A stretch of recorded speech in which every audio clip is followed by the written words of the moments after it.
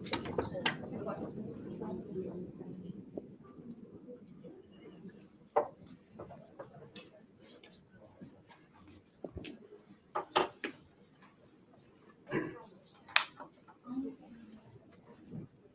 are we ready to start?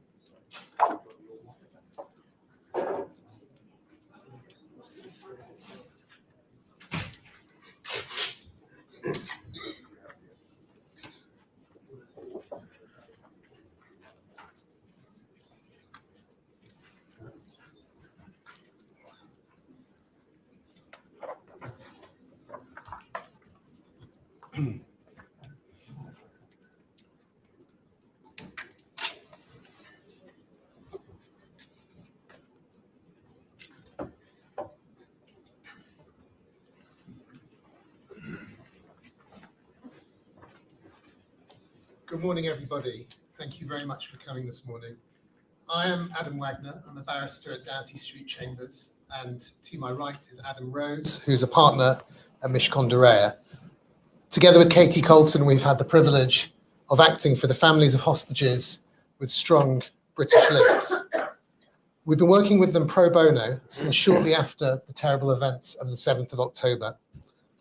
Today, we've invited you to hear some of the families about their recent high-level delegation to the UK, where they've met a number of officials from the UK and Qatar and continue to press their case for the immediate, safe return of their families.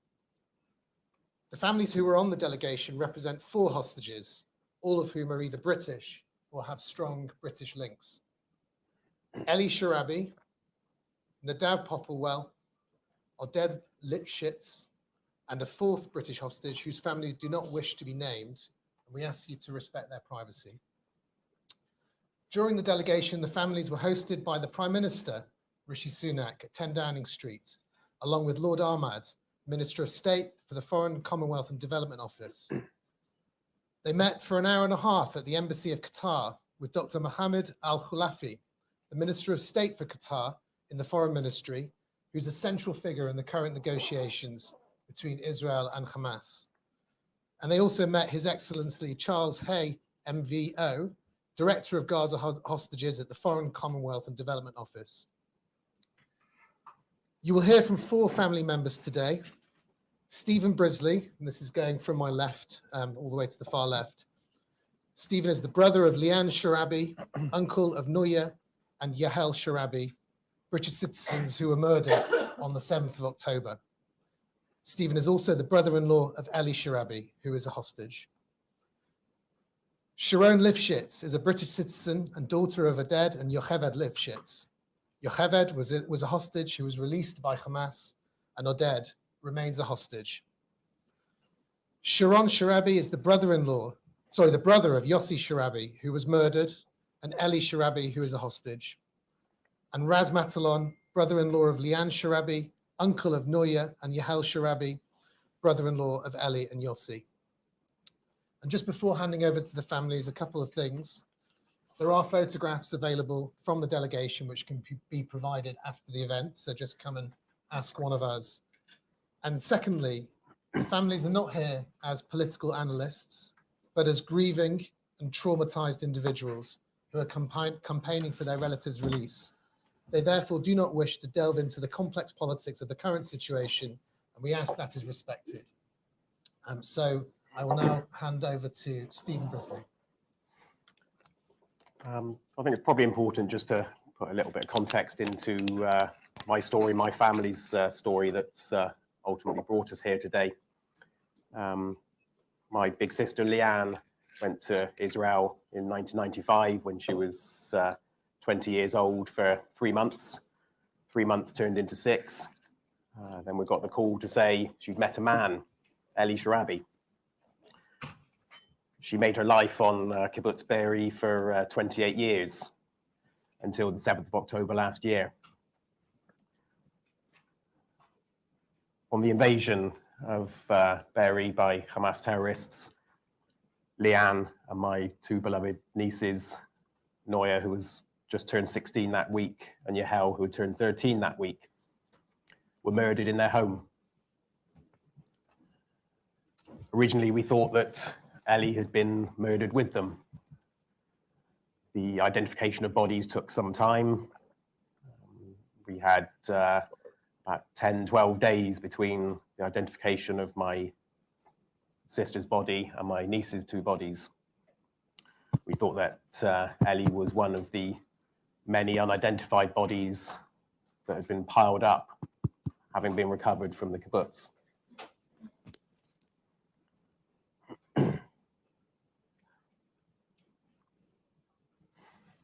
At the start of November, we found that Ellie had been taken to Gaza as a hostage. At that point, I had to bury down my grief for my sister and my nieces in order to do everything I can to bring Ellie home. At that point, we were also hoping to bring Ellie's brother Yossi home. Our whole campaign, our whole focus has been to bring our two brothers home, to try and bring some sort of crumb of comfort from the nightmare that led to the loss of my sister and my nieces. We've had no news of Ellie other than that he is a hostage in Gaza. Time has been ticking constantly since last October. Originally, we were thinking in terms of weeks being important, and it became days. Now it's very clear that hours and minutes may be all that he has left. Ellie's brother Yossi was taken captive separately from Ellie, and just over 3 weeks ago, we found that Yossi had been executed in captivity by Hamas. You may have seen the videos that Hamas released taunting us, taunting our family, the psychological terror that they visited upon us, in addition to the physical terror they visited upon our families. The videos mocked us, treated Yossi's life as though it was a game show. After 24 hours of mental torture, we received another video, which at the conclusion of which Yossi's body was clearly shown. You may have seen that video.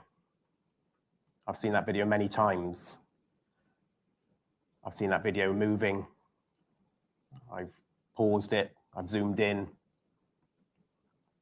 It's quite clear that he was executed. This is what failure looks like. The failure of international diplomacy, the failure to release the hostages. Yossi. That's what failure is. Those are the stakes. The phrase life and death is thrown around about all kinds of things.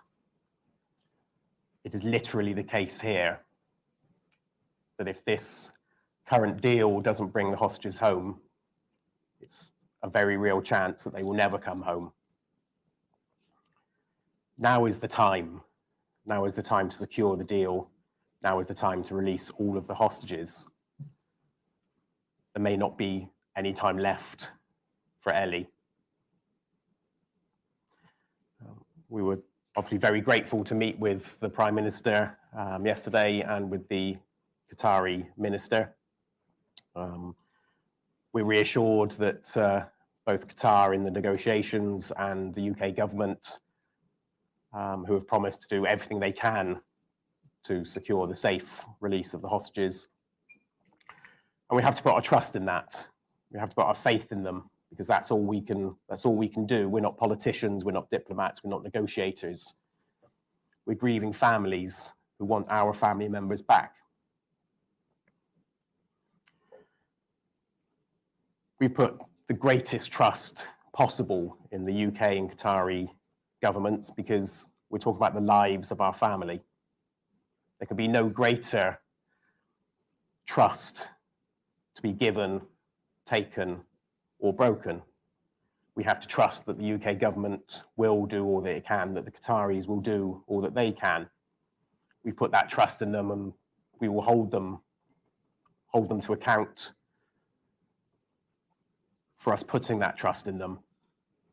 So whilst we're eternally grateful for the honour and privilege of meeting with the Prime Minister and the Minister of State from Qatar, we have to believe that they will succeed, because time is running out and the price of failure has been writ large in Yossi's death.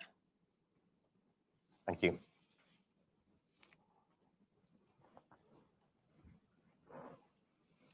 Sharon.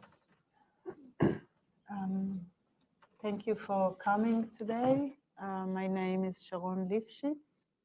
I am the daughter of Yocheved Lifschitz that was released on the 23rd of October, and of Oded Lifschitz that is still held in captivity 124 days later. My father, Oded, is 83 years old, has complex medical needs, and is really not built for the conditions of being a hostage. I want to remind something that sometimes people forget, and that is that my mom was released without a deal. She was released because of humanitarian reasons. And there is nothing stopping Hamas from releasing more people for humanitarian reasons. There's quite a few very elderly people there that could have been released yesterday, and they are not. Their life and the life of those that are already dead, and yesterday there were reports of about 30 or 60. There's different reports of how many of the hostages have survived. Let me reiterate, Hamas does not need a deal to release them. Hamas can simply say that holding 80-year-old elderly people is not something that they want to engage with, and they can release them. We don't need a deal for that. The fact that Hamas chooses to include these clearly civilians in their deal means that they do not take care of them, because they cannot take care of an 83-year-old man that has complex medical needs. They don't need them for the deal. They don't need them for reach an agreement with Israel. They don't need them for the long-term solution. So first of all, let's not include everybody in a deal as if it is a given.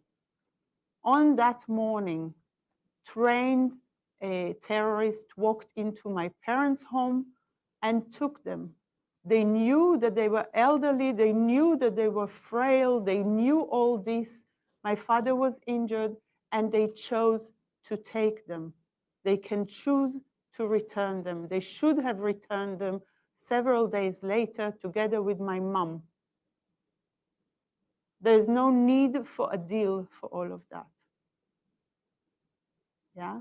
So that's the first thing I want to say about it.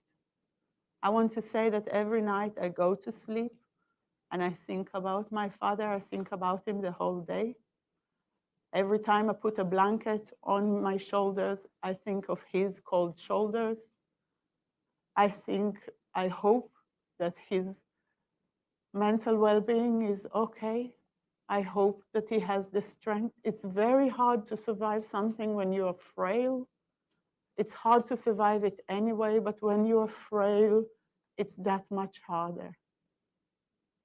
He is not the only one. For my community alone, the Kibbutz Nir Oz, there are still 30 hostages. Yeah, among them quite a few elderly men and women. They're not women, they're not the elderly, the younger women.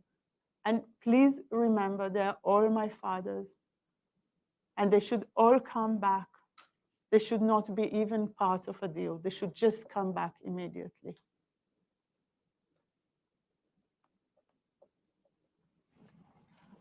I would like to also add that I thank the Prime Minister for meeting with us yesterday, Rishi Sunak, and I thank Dr. Khulafi, the Qatari Foreign Minister, to meeting us yesterday.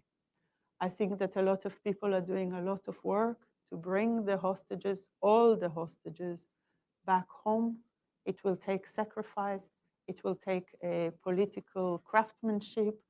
And we need that deal to happen now. If this deal now does not come true, then it will be a longer wait, and many of the hostages simply cannot survive it.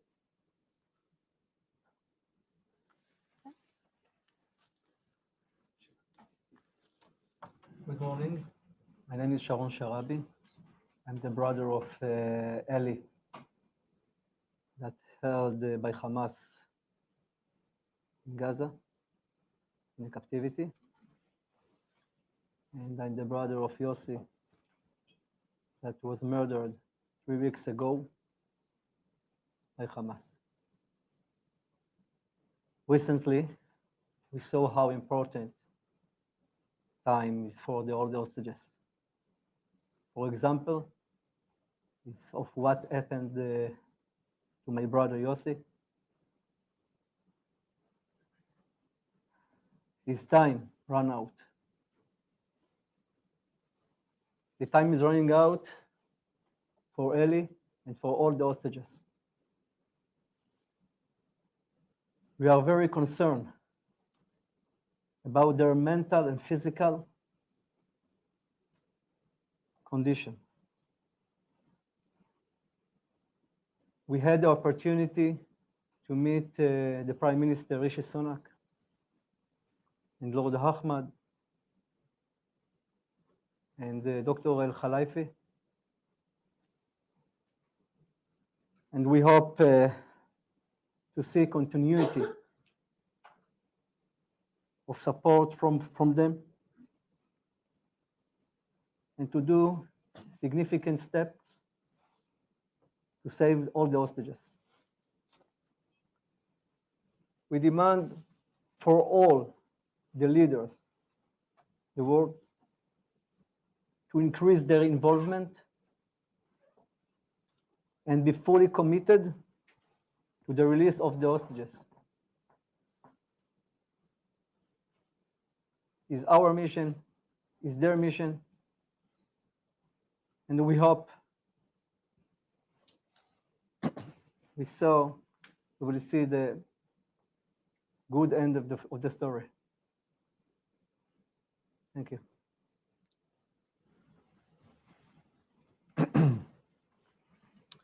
Hello, everyone. My name is Raz Matalon. I'm the brother-in-law of Eli and Yossi Sharabi. And I want to add my voice to the greeting to the UK government, especially Prime Minister Rishi Sunak and the Qatari Minister El Khalifi for meeting us. And we hope, as said, that there will be continuity and we will continue this relationship and it will be ongoing in the near future. I want to use this opportunity to speak about Yossi, to speak to Yossi. Yossi, as you know, didn't get a proper burial. We didn't had a funeral, and his body is held there, out there in Gaza. I want to tell you, Yossi, thank you for all the years that you've given to us. Thank you for being such a wonderful man. I promise we will keep your family safe, your wife and your 3 daughters. You will be always in our heart, and we will cherish every minute that we've been together with you. And I'm very sorry that you are still out there. We will do everything to bring you back home. And Eli, my friend, my brother, as the UK said, everyone is doing the best they can to bring you home. And this is the time to act and not to talk. The time is running out, as everyone said. This is not a slogan.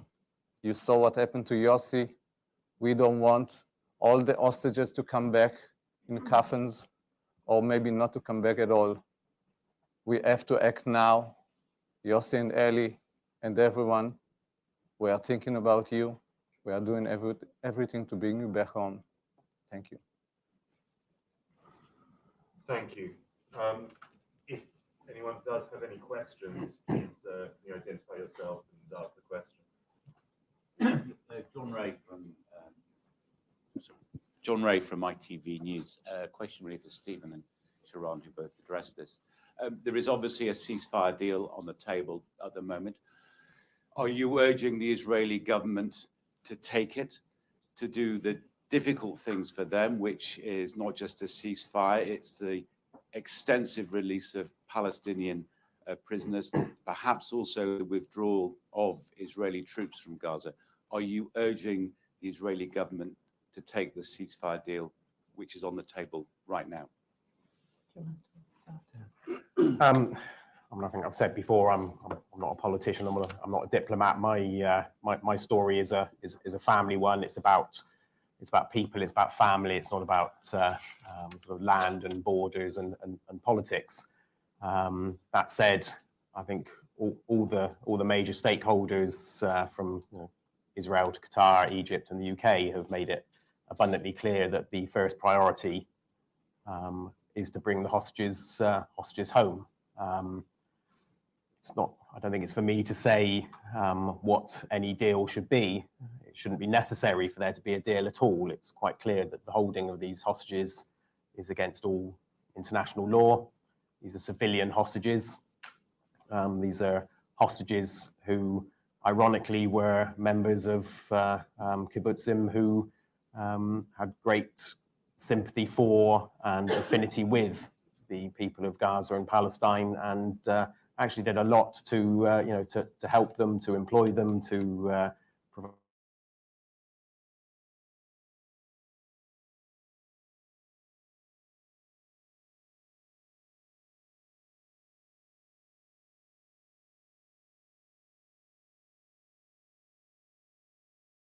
So whatever needs to be done by whatever side, that needs to be done.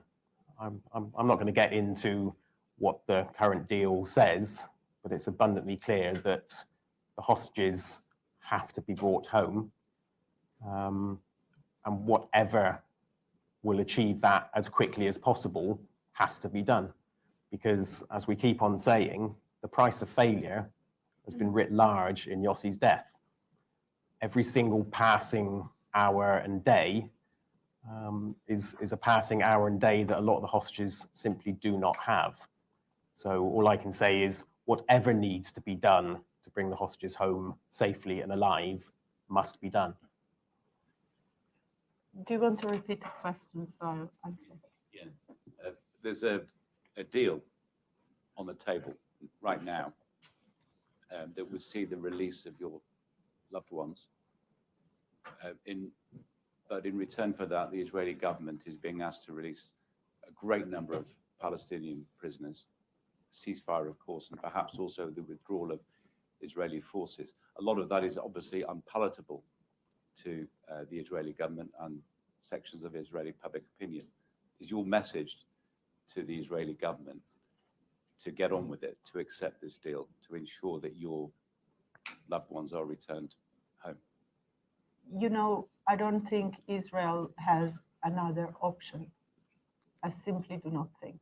I think that the contract between a government and its people is based on their safety, and that contract was broken on the 7th of October when my community, over 50 were murdered, 70 were taken hostages. The numbers are horrific. Israel has a duty to return its citizens, and Israel has to do what it takes to get there. Israel has in the past released many Palestinian prisoners, and it will have to do it. I think that the prices for it is partially that, but it also depends on other elements, and Israel will have to make difficult choices. I don't think it has a choice. I think it must return the hostages.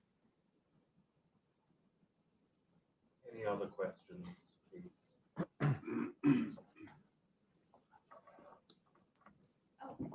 I think there's two questions. There are two questions over there. Yes, we'll do that one first.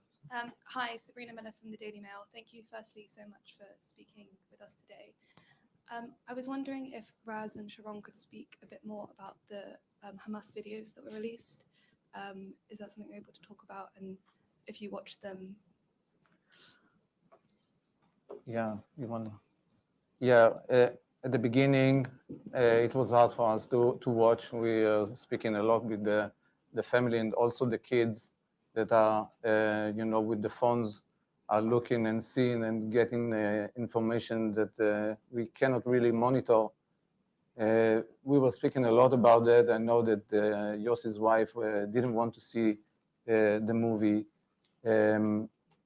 I saw it eventually, and it left me really devastating. This is Yossi, my friend, my brother, that I love so much that, as I said, we had so many years together. Such a wonderful man that I wish that everyone here could meet, because we've been talking about Eli and Yossi for 4 months, since the beginning, since we lost Lian and Noya and Yael. Eli and Yossi were always on our minds, and to see the end of it, to see the failure of everyone in these pictures, and the marking that this is really not something that you can think of any person. Think about a person that you like, and to see him just thrown somewhere with his. Yeah, I don't want to be too picturesque, but yeah, this was devastating for all of us, and I hope that no one here will ever have to endure such a devastating experience. I don't want to give a reaction for the movies published by Hamas, but I want to give a reference for the previous question. The highest price is the life of the hostages. I think the real dangerous of Israel that the hostages will stay in Gaza in captivity by Hamas. Second by second, they can lose them life.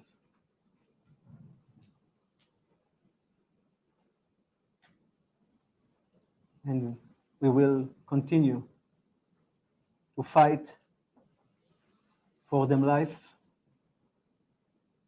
all the time. And we are not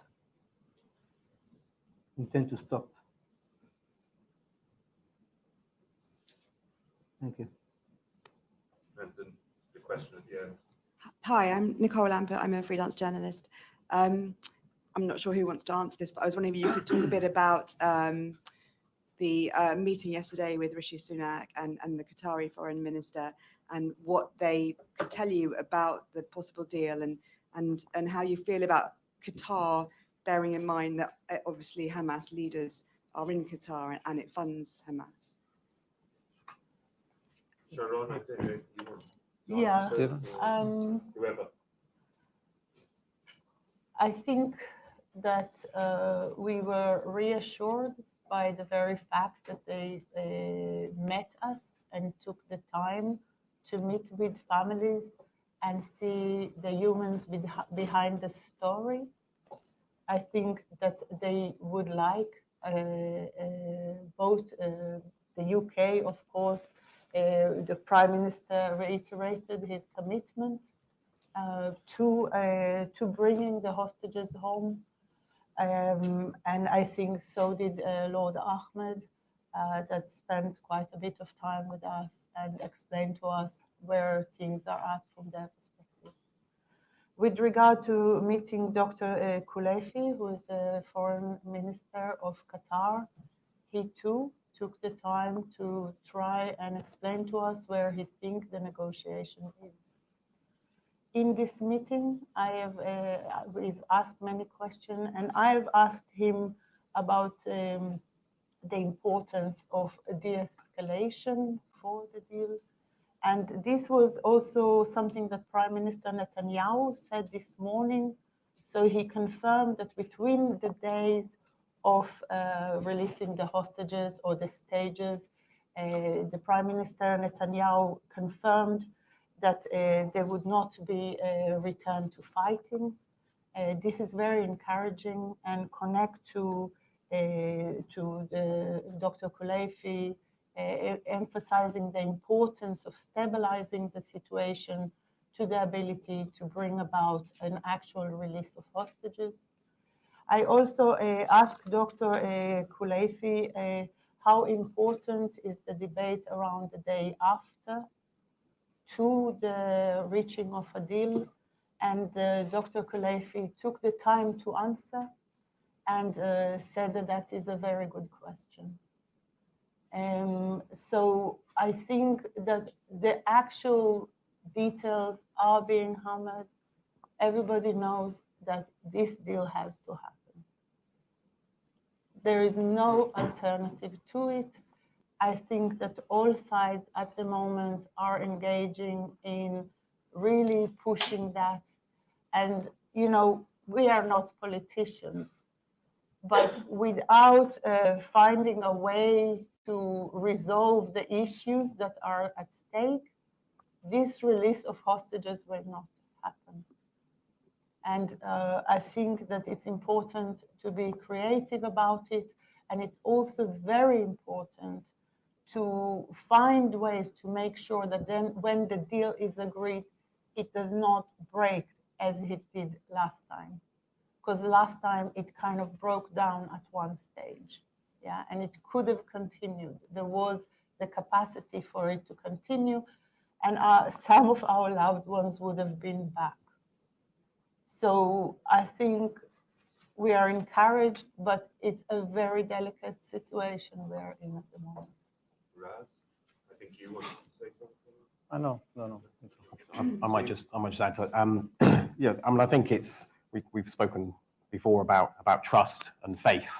I think it was helpful to be able to look the Prime Minister in the eye and look the Qatari Minister in the eyes and make that personal connection, so that you know, they're really aware that this is about families, about people. Both the British government and the Qataris have made it very clear that they are focusing all of their efforts on prioritising the safe return of the hostages.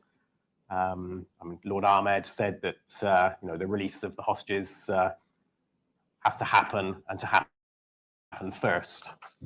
The Prime Minister has made it clear that the hostages are always on his mind. He explained to us that he carried the set of bring them home now dog tags in his pocket. He keeps them on his desk to remind him of the importance of the hostages. And I say we put our trust in the Prime Minister. We put our trust in the Qataris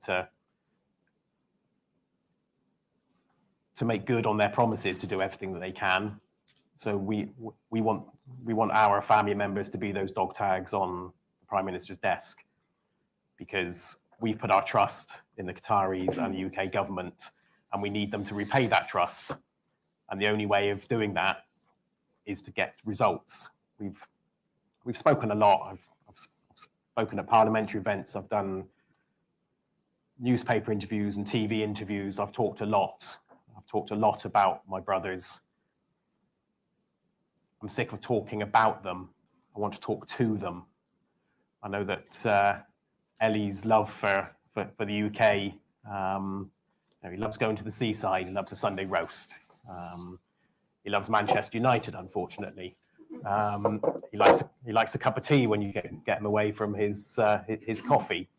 I would dearly love to bring him and all the other family members to Downing Street to London to meet the Prime Minister and to personally thank the Prime Minister, to thank the Qataris for everything they've done, for them to be able to look into Ellie's eyes and the other family members' eyes like they've looked into my eyes. Thank you. So there are a couple more questions. I'm very mindful that Raz and Sharon, I don't know if you need to leave to get your flight home or if you can stay a few more minutes, but if they do leave, they're not storming out. There are two questions, one in the second row there and then one in the front row. Thank you. Lucy Manning from BBC News. I just wondered how you felt that after so long after October the 7th, you're still sitting here without your family members released, and how that's left you feeling that it's taking just so long. Yeah, Sharon, I think you want, again, it might be easy if you want to start. Yeah. I'm devastated, you know. I'm devastated because we are still on the 7th of October for my mind. You know, it's been the longest month, it's been the longest day. With every day that passed, the chances of all the hostages, the chances of my father reduces.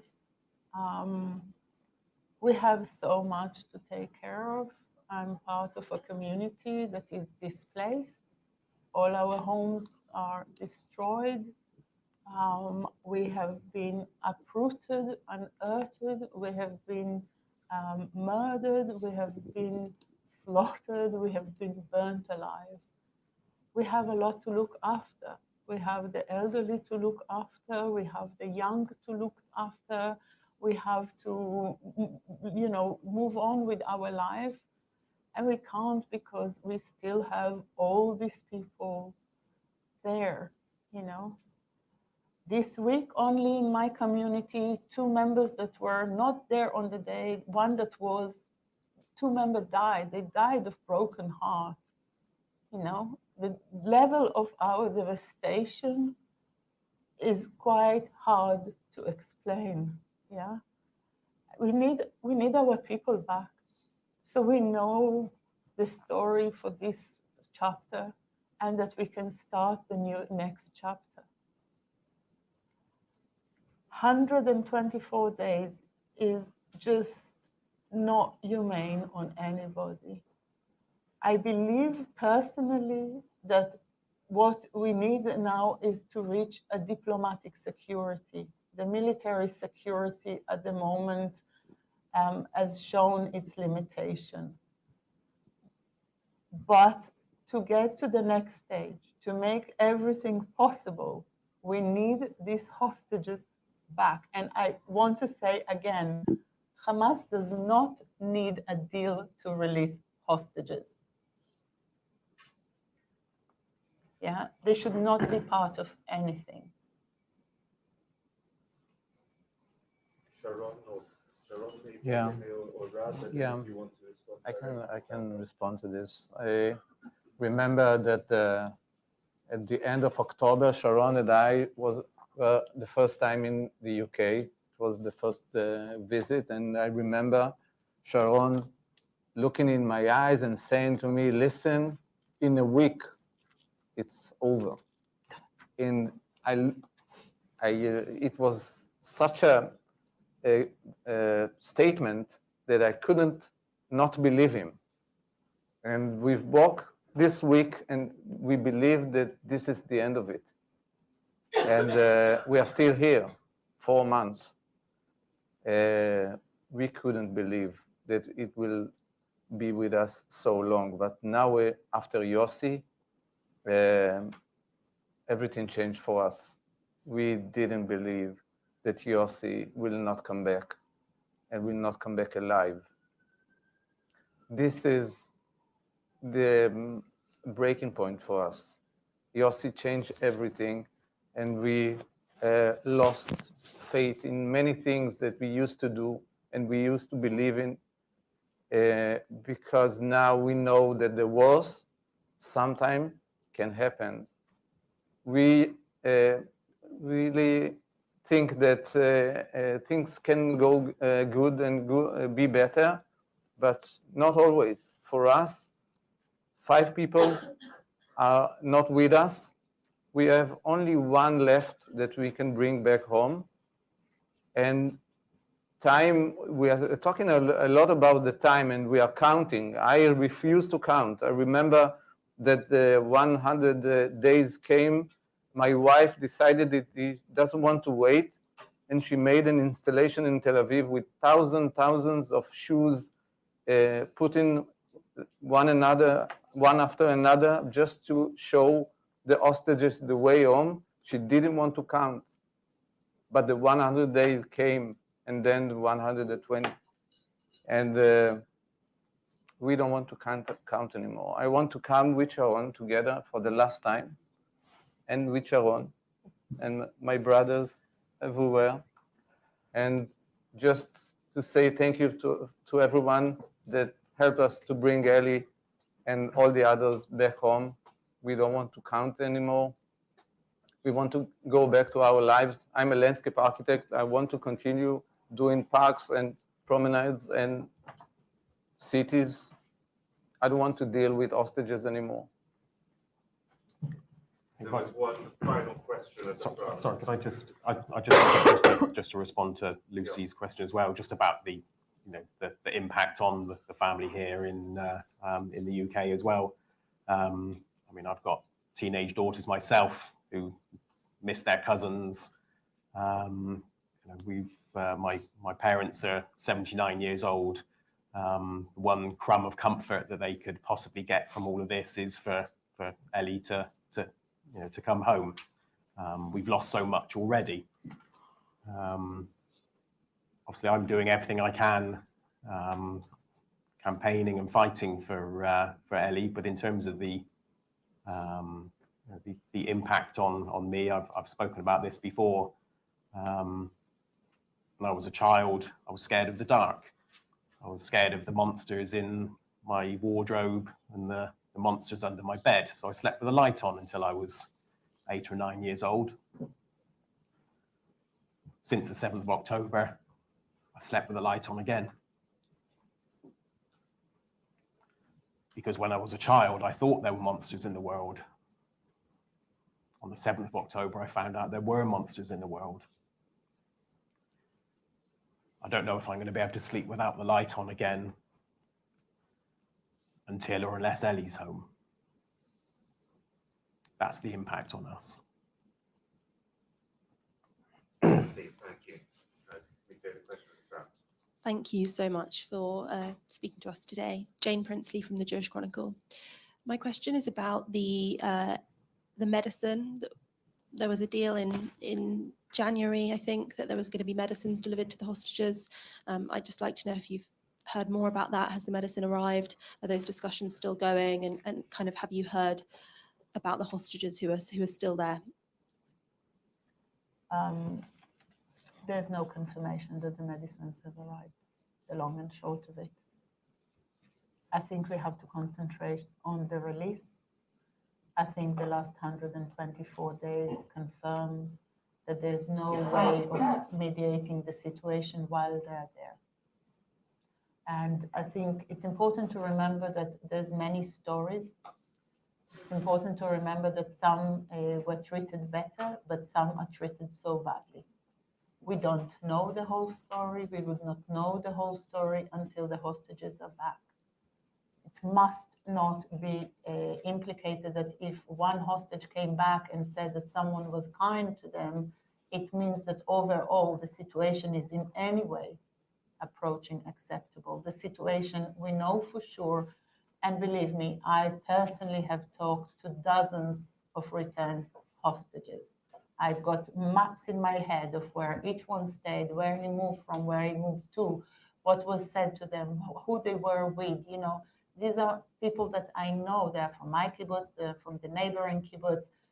They're people that I met. I did not know this amazing Sharabi family 124 days ago. They're also my family now. You know, we fight for our loved ones. We fight for something approaching humanity, you know, because this, what happened, what the situation is now is impossible. And so I think the medicines are not something personally I think we should spend too much energy on. We should get the deal. And I think that I hope that the deal will also imply that those that are waiting for the second and third stages of a deal are then we have some verification of their condition and that they are being treated for the necessary medical condition. Any final comments from anyone else on the platform, and then we'll call this to an end. No? Look, thank you everyone for coming. I'm very mindful that the day is the 7th of February, which is exactly 4 months from the 7th of October. I'd just like to thank everyone for coming today.